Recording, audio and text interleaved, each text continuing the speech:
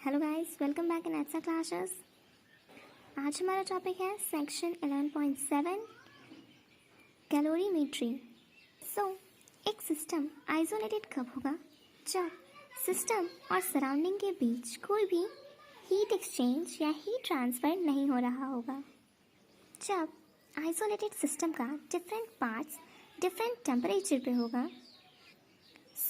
जो part high temperature पे होगा वहाँ से हीट ट्रांसफ़र होगा उस पार्ट पर जहाँ पे लोअर टेम्परेचर होगा and heat loss is equal to heat gain होगा। दैट मीन्स वो पार्ट जिसका हायर टेम्परेचर है, जिसने हीट लॉस्ट किया, वो इक्वल होगा उस पार्ट के जहाँ पे लोअर टेम्परेचर है एंड जिसने हीट गेन किया। Now calorimetry means measurement of heat.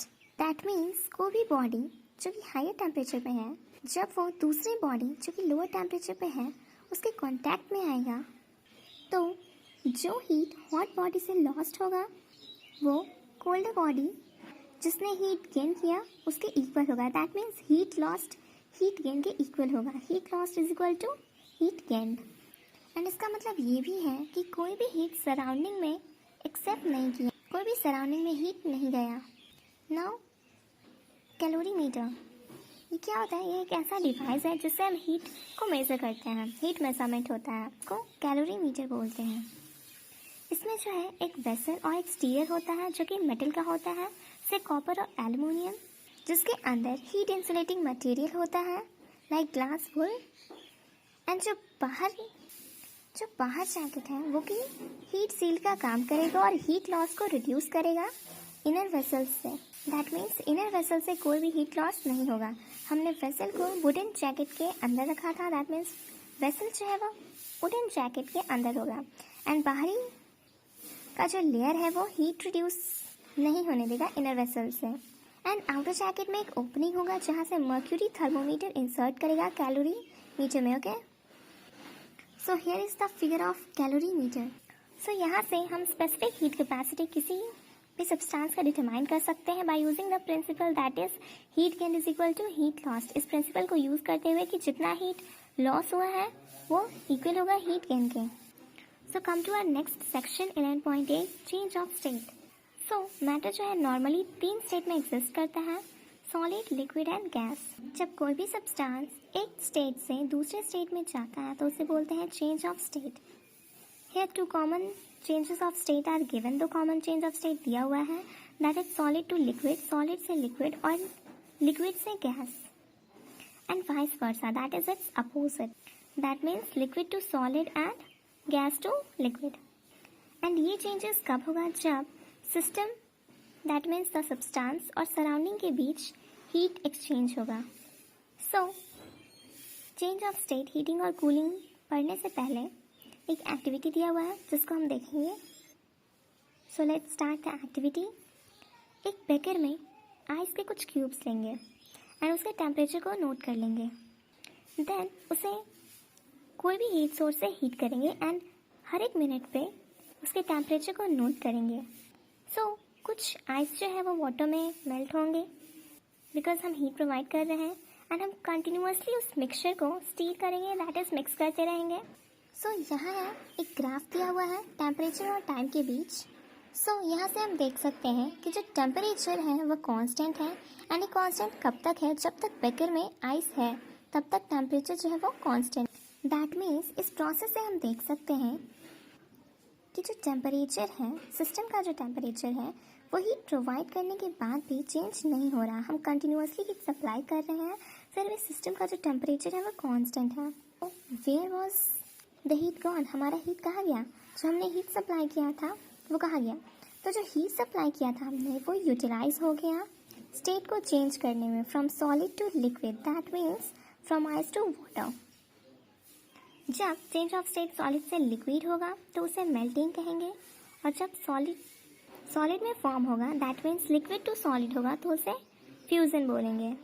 And ये हमने ऑब्जर्व किया पहले एक्टिविटी से कि जो टेम्परेचर है वो कांस्टेंट है जब तक पूरा सॉलिड जो है वो मेल्ट नहीं कर गया।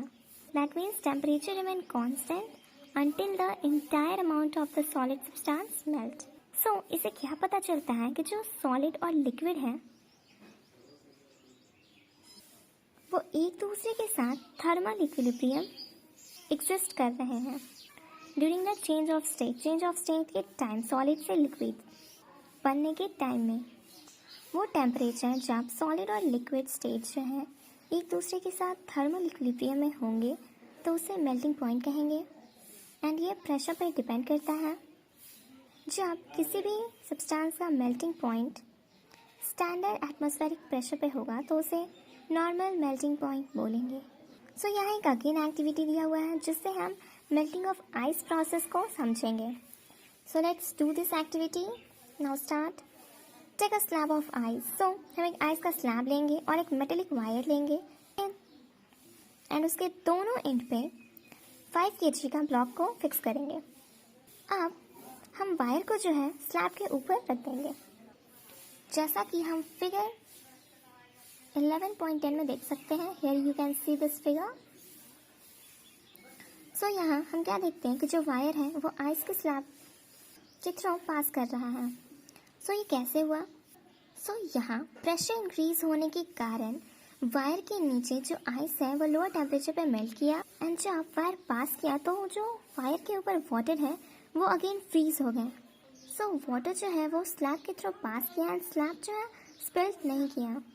सो इस फिनोमिना को, दैट इज यहाँ रिफ्रीजिंग हुआ, इस फिनोमिना को रिग्लेशन बोलेंगे। ओके। एंड स्नो में स्केटिंग भी इसी वजह से पॉसिबल हो पाता है। दैट मीन्स स्केट के नीचे जो है वाटर का फॉर्मेशन होने लगता, वाटर फॉर्म होने लगता है क्योंकि प्रेशर जो है इंक्रीज कर जाता है और ये लुब्रिकेंट की तरह काम करने लगता है। नाउ सारा जो आइस है वो वाटर में कन्वर्ट हो जाएगा अगर हम फर्दर हीटिंग उसे प्रोवाइड करते रहेंगे तो। एंड हम देखेंगे कि जो टेम्परेचर है वो भी राइज होने लगा। एंड ये टेम्परेचर तब तक बढ़ेगा जब तक वो 100 डिग्री सेल्सियस रीच नहीं कर जाता, 100 डिग्री सेल्सियस पहुंच नहीं जाता। एंड यहाँ के बाद वो वापस कांस्टेंट हो जाएगा एंड जो हम हीट सप्लाई कर रहे हैं वो वाटर को लिक्विड स्टेट में, दैट इज वेपर में, गैसियस स्टेट में चेंज करने में यूटिलाइज हो जाएगा from water to vapor. So the process in which change of state from liquid to vapor is called vaporization. Change of state होगा liquid से vapor में तो उसे vaporization बोलेंगे। एंड हम ये फिर ऑब्जर्व करेंगे टेम्परेचर जो है वो कांस्टेंट होगा जब तक जितना अमाउंट ऑफ लिक्विड है वो वेपर में कन्वर्ट नहीं हो जाता, तब तक टेम्परेचर जो है वो कांस्टेंट रहेगा। दैट मीन्स लिक्विड और वेपर जो है वो एक दूसरे के साथ थर्मल इक्विलिब्रियम में है। जब लिक्विड से वेपर प्रोसेस हो रहा है, that is both the liquid and vapour state of the substance को exist in thermal equilibrium during the change of state from liquid to vapour. And इस टेम्परेचर को हम बॉइलिंग पॉइंट बोलेंगे, जिस टेम्परेचर पे लिक्विड जो है एंड वेपर जो है एक दूसरे के साथ थर्मल इक्विलिब्रियम को एग्जिस्ट करेंगे तो उसे बॉइलिंग पॉइंट बोलेंगे। सो अगेन एक्टिविटी कम जिससे हम बॉइलिंग ऑफ वाटर प्रोसेस को समझेंगे। तो इस प्रोसेस में, दैट मीन्स इस एक्टिविटी में हम एक फ्लास्क लेंगे जिसमें आधे से ज़्यादा वाटर से वो भरा हुआ होगा एंड उसे हम एक बर्नर के ऊपर रख देंगे एंड हम कॉर्क के थ्रू एक थर्मोमीटर और स्टीम आउटलेट को फिक्स करेंगे। जैसे ही वाटर जो है फ्लास्क में हीट हो जाएंगे, हम एयर को नोट करेंगे जो कि बबल्स के रूप में वाटर के ऊपर आ रहे होंगे and then bubbles of steam and bottom पे बबल्स ऑफ स्टीम फॉर्म होने लगेंगे एंड वो धीरे धीरे टॉप पे आ जाएंगे।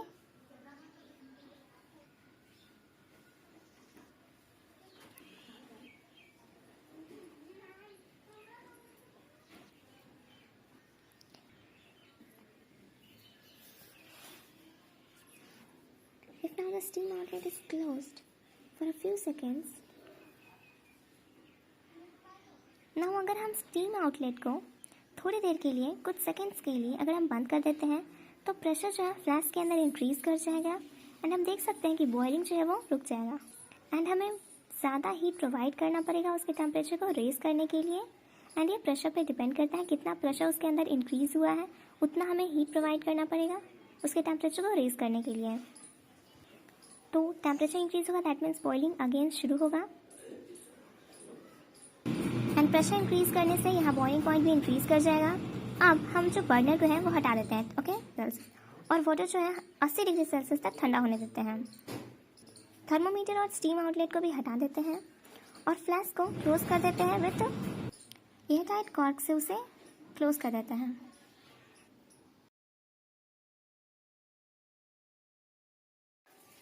देन हम उस पर आइस कोल्ड वाटर पोर करेंगे। दैट मीन्स फ्लास्क पे बर्फीला पानी डालेंगे एंड देन हम क्या देखेंगे कि जो वेपर है फ्लास्क में जो वेपर थे वो कंडेंस हो गए एंड कंडेंस होने के बाद वाटर सरफेस पे जो प्रेशर था वो भी रिड्यूस हो गया एंड फ्लास्क के अंदर वाटर जो है अगेन बॉयल होने लगा।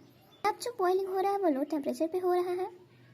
सो बॉइलिंग पॉइंट जो है वो डिक्रीज कर गया due to pressure decrease. Pressure decrease होने के कारण बॉइलिंग पॉइंट जो है वो भी डिक्रीज होने लगा एंड इससे हम ये भी समझ सकते हैं कि कुकिंग जो है वो हील्स पर डिफ़िकल्ट क्यों होता है। हाई एल्टीट्यूड होने के कारण वहाँ का जो एटमॉस्फेरिक प्रेशर है वो होता है एंड देन उसी की वजह से बॉइलिंग पॉइंट ऑफ वाटर जो है वो रिड्यूस हो जाता है as compare to sea level. Sea level के कंपैरिजन में बॉइलिंग पॉइंट ऑफ वाटर जो है वो रिड्यूस हो जाता है due to high altitude and from low atmospheric pressure. जबकि अगर हम प्रेशर कुकर में देखें तो जो प्रेशर है प्रेशर कुकर के अंदर वो इंक्रीज रहता है एंड इससे कुकिंग भी आसानी से हो जाता है due to increase pressure. Cooking जो है वो फास्टर होता है in pressure cooker due to increase pressure inside it. किसी भी सब्सटेंस का बॉइलिंग पॉइंट उसके स्टैंडर्ड एटमॉस्फेरिक प्रेशर पे उसको नॉर्मल बॉइलिंग पॉइंट बोलेंगे।